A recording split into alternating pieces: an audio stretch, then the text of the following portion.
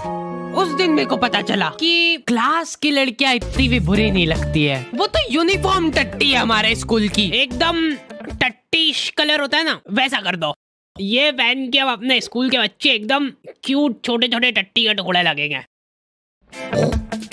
भाइयों, इसकी जगह एक बीड़ी का बंडल दिला देता तो क्या पॉपुलेशन कंट्रोल। रास्ते चलते तुमको कभी तुम्हारी मैडम दिख जाए, पहले 5 सेकंड तो तुमको रजिस्टर नहीं होगा ये साइंस वाली मैडम बाहर कैसे घूम रही है, और वो मैडम ने तुमको 1 किलोमीटर दूर से देख लिया है। वो दिख रहा है, वो मेरा स्टूडेंट